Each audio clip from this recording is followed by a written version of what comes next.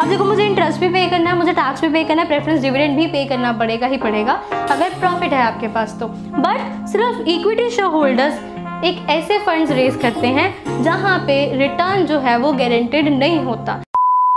So next topic in business finance is sources of finance. Means किन किन sources से आप मनी रेज कर सकते हो आप अपनी कंपनी के लिए।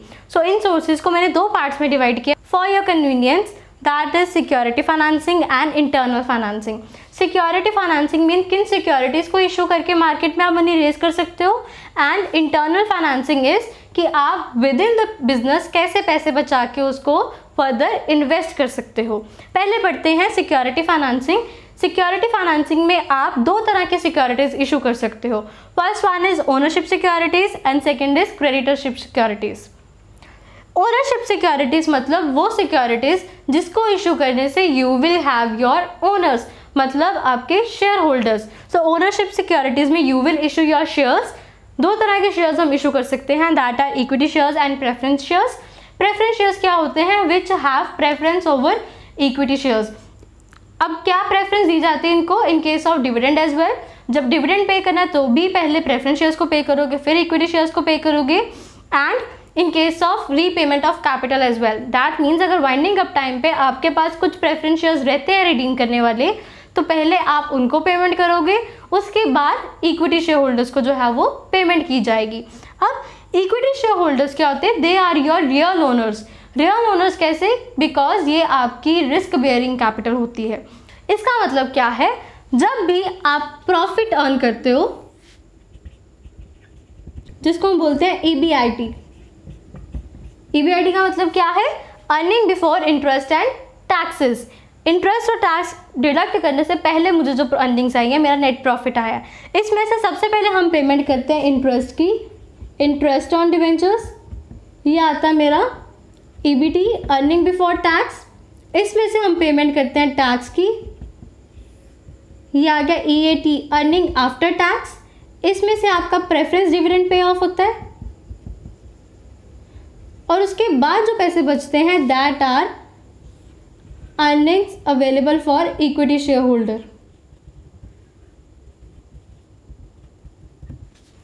राइट? तो प्रेफरेंस डिविडेंड को पे करने के बाद जो पैसे बच जाते हैं वो इक्विटी शेयर होल्डर्स के होते हैं। ये सारे के सारे पैसे इक्विटी शेयर होल्डर्स में डिस्ट्रीब्यूट कर दिए जाते हैं। इसमें क्या है? इसमें आप रेट नहीं लगाते हो कि इक्विटी शेयर होल्डर्स को किस रेट पे पेमेंट करोगे। जो भी सरप्लस बच गया वो इक्विटी शेयर होल्डर्स को पे ऑफ कर दिया जाता है। अब हो सकता है कि पैसे बच जाए, हो सकता है रिक्वायर्ड रेट ऑफ रिटर्न से ज़्यादा पैसे बचे, ये भी हो सकता है कि कुछ ना बचे। ठीक है ना? होने को पैसे ज़्यादा भी बच सकते हैं, होने को कुछ भी नहीं बच सकता। सो उस केस में क्या है? बहुत ही रिस्की टाइप ऑफ सिक्योरिटीज़ है आपकी इक्विटी शेयर्स, कि इनको मिलने को बहुत ज़्यादा रिटर्न मिल सकती है और ना मिलने को कुछ भी नहीं मिल सकता। So they bear your main risk. अब देखो मुझे इंटरेस्ट भी पे करना है, मुझे टैक्स भी पे करना है, प्रेफरेंस डिविडेंड भी पे करना पड़ेगा ही पड़ेगा अगर प्रॉफिट है आपके पास तो। बट सिर्फ इक्विटी शेयर होल्डर्स एक ऐसे फंड्स रेज करते हैं जहाँ पे रिटर्न जो है वो गारंटेड नहीं होता। अगर कंपनी को प्रॉफिट बच जाएगा सबको पेमेंट करने के बाद तो इनको डिविडेंड मिल जाएगा। इन केस कोई प्रॉफिट नहीं बचता तो equity share holders will not be paid anything in terms of dividend. I hope it is clear. So they bear your main risk. अब रिस्क बेयर कर रहे हैं, रियल ओनर्स हैं, तो दैट मीन्स कंट्रोल भी इन्हीं के पास होगा। So equity shares will have your voting rights, जो कि वो मीटिंग्स में यूज करेंगे। Done. On the other hand if we talk about preference shares, तो preference share holders are not the real owners. वो रिस्क बेयर नहीं करते हैं, उनको प्रेफरेंस डिविडेंड दे दिया जाता है as per their prescribed rate. एक फिक्स परसेंटेज के ऊपर इनको डिविडेंड पे ऑफ कर दिया जाता है। अब इनके पास भी कुछ राइट्स होते हैं जो वेरी करते हैं इन terms of their characteristics. Preference shares redeemable भी हो सकते हैं, इरिडीमेबल भी हो सकते हैं। रिडीमेबल प्रेफरेंस शेयर्स का मतलब क्या है? जिनको आप रिडीम कर दोगे during the life of the company. Redemption का मतलब क्या होता है? Repayment at the time of maturity. मतलब जब वो सिक्योरिटी मैच्योर हो जाएगी तब आप जो पेमेंट करोगे that will be known as redemption. तो redeemable preference shares during the life of the company आप रिडीम कर सकते हो for a maximum period of 20 years. 20 years से ज़्यादा के शेयर्स आप इशू नहीं कर सकते हो इन terms of redeemable preference shares. But on the other hand irredeemable preference shares क्या होते हैं? विच can not B redeem during the life of the company just like your equity shares. मतलब इनकी रिडम्पशन कब होगी? जब कंपनी वाइंड अप होगी तब भी इनको इक्विटी शेयर से पहले रिडीम किया जाएगा। डन। इसके अलावा होते हैं आपके convertible preference shares and non convertible preference shares. Convertible preference shares mean जिसको कुछ टाइम पीरियड के बाद आप इक्विटी शेयर्स में कन्वर्ट कर सकते हो। अब इक्विटी शेयर्स में जब कन्वर्ट हो जाएंगे तो इक्विटी शेयर्स के सारे राइट उनको मिल जाएंगे। नॉन कन्वर्टिबल जिसको आप कन्वर्ट नहीं कर सकते हो। नेक्स्ट होते हैं आपके cumulative preference shares and non cumulative preference shares. Cumulative preference shares में क्या होता है, अब देखो अगर मेरे पास यहाँ प्रॉफिट है, अर्निंग्स आफ्टर टैक्स बचती हैं, तो मुझे प्रेफरेंस डिविडेंड को पे करना ही पड़ेगा उस केस में। डन। इन केस यहाँ पे मुझे प्रॉफिट नहीं बचा, मुझे लॉसेज हो रहे हैं, that means I don't have anything to pay to the preference share holders. उस ईयर डिविडेंड नहीं पे हुआ। क्यूमुलेटिव प्रेफरेंस शेयर्स क्या होंगे, जिस ईयर में लॉसेज हैं, अगर उस ईयर में आप प्रेफरेंस डिविडेंड नहीं पे कर रहे हो तो वो डिविडेंड नेक्स्ट ईयर के डिविडेंड में ऐड ऑन हो जाएगा, एक्यूमुलेट हो जाएगा। तो नेक्स्ट ईयर आप पिछले साल का डिविडेंड प्लस करंट ईयर का डिविडेंड दोनों पे करोगे। But on the other hand non cumulative preference shares क्या होते हैं कि जिस ईयर में आपको लॉसेज हो रहे हैं उस ईयर का डिविडेंड आप पे नहीं करोगे, उस ईयर का डिविडेंड नेक्स्ट ईयर में ऐड ऑन नहीं होगा, वो कैरी फॉरवर्ड नहीं किया जाएगा। जिस ईयर के प्रॉफिट है उस ईयर के डिविडेंड पे करोगे, जिसमें लॉसेज है उसका डिविडेंड नहीं पे करोगे। As simple as that. Done. And last is your participating preference shares and non-participating preference shares. Participating preference shares means which participate in this surplus. सब कुछ पे करने के बाद जो इक्विटी शेयर होल्डर्स के पास सरप्लस बचता है, अब देखो ये है earnings available for equity share holders.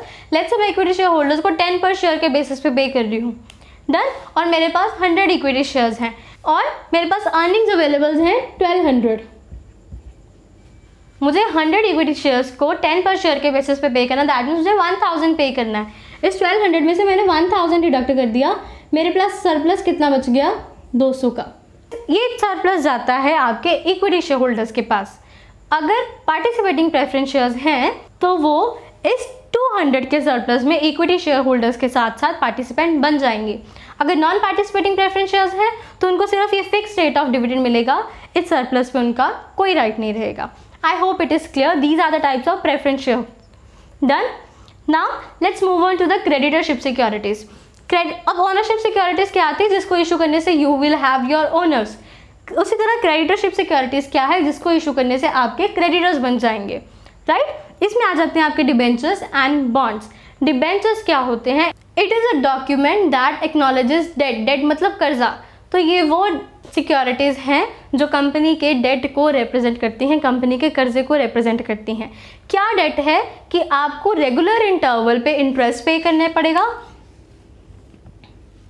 और after a particular period of time आपको इनकी रीपेमेंट करनी पड़ेगी। This is my debt, so it is a document that acknowledges debt. और इसको इशू करने से मेरे पास क्रेडिटर्स आएंगे, ओनर्स नहीं आएंगे, राइट। अब डिबेंचर्स के भी कुछ फर्दर टाइप्स हैं। फर्स्ट वन इज नेक्ड और सिंपल डिबेंचर्स। नेक्ड और सिंपल डिबेंचर्स क्या होते हैं, which do not carry any security, मतलब उसके अगेंस्ट कोई सिक्योरिटी नहीं मॉर्टगेज की जाती।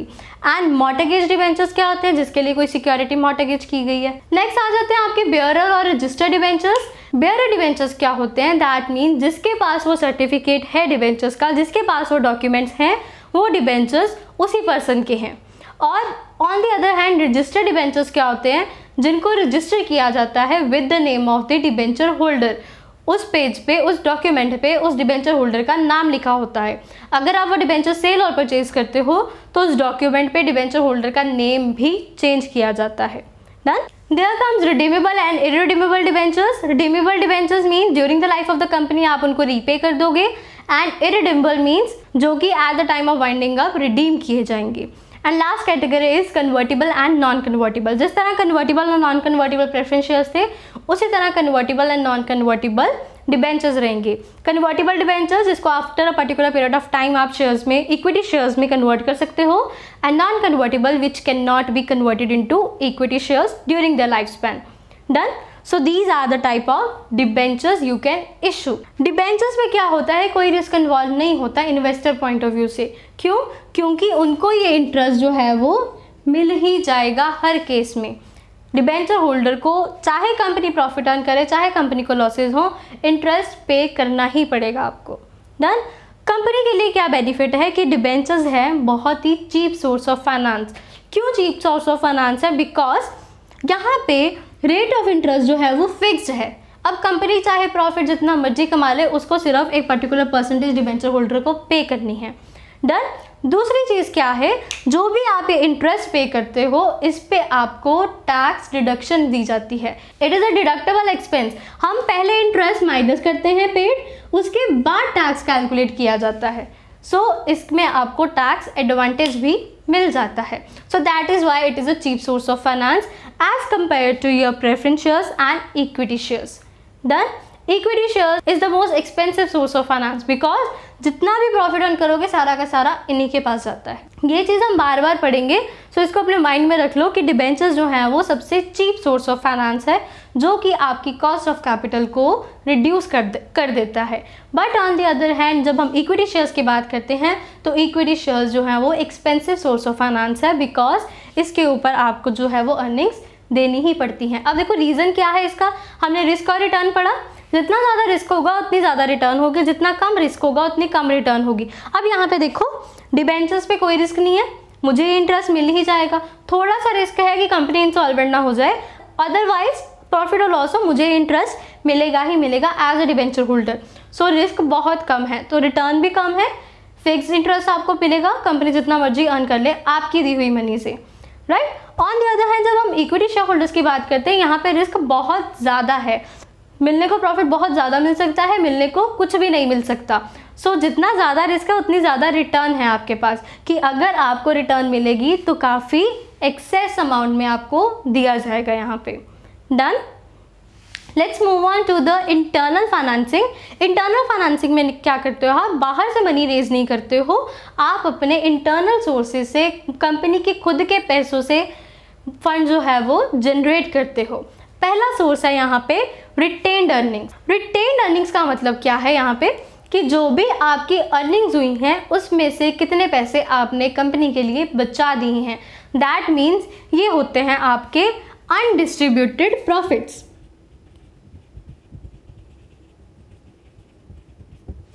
डन। दैट मीन्स आपने अपनी अर्निंग में से जो डिविडेंड नहीं पे किया, that is your retained earnings. Done. Let's say मेरी अर्निंग्स में एग्जांपल ले रही हूँ, 100 रुपीज़ की अर्निंग्स है, इसमें से मेरे डिविडेंड पे आउट रेशो है 70%। ठीक है जी, 70%, 100 का 70% आ गया 70 रुपीज़। दैट मीन्स मैंने 30 रुपीज़ क्या कर लिए हैं, रिटेन कर लिए हैं for the further investment. Done. इसी रिटेन्ड अर्निंग्स को जब आप बिजनेस में दोबारा इन्वेस्ट कर देते हो, that is known as flowing back of profits. अब ये चीज़ यहाँ पे कंसिडर मत करना कि रिटेन्ड अर्निंग्स की कोई कॉस्ट नहीं है क्योंकि मुझे किसी को कुछ पे नहीं करना पड़ रहा। ऑफ कोर्स इसकी कॉस्ट है। अब देखो यहाँ पे अगर ये रिटेन्ड अर्निंग्स ना होती, मैंने इसको रिटेन ना किया होता तो मुझे इसको एज अ डिविडेंड पे करना पड़ना था, ठीक है ना।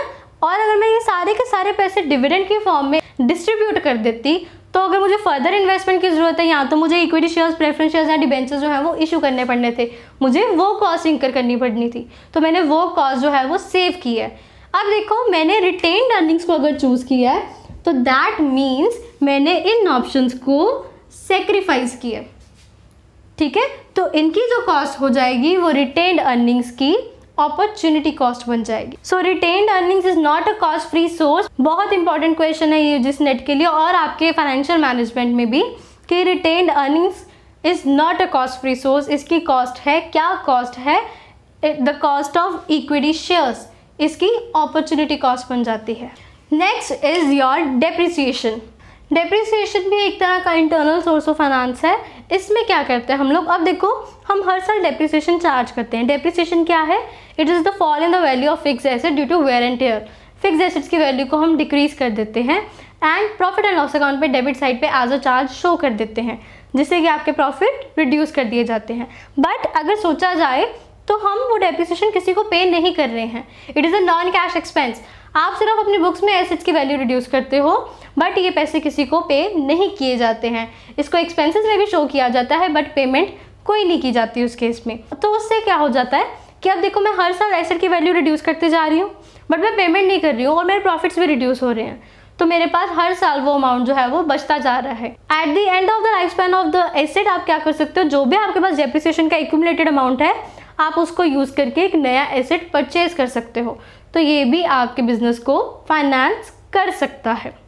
Done? So we have done the sources of finance as well.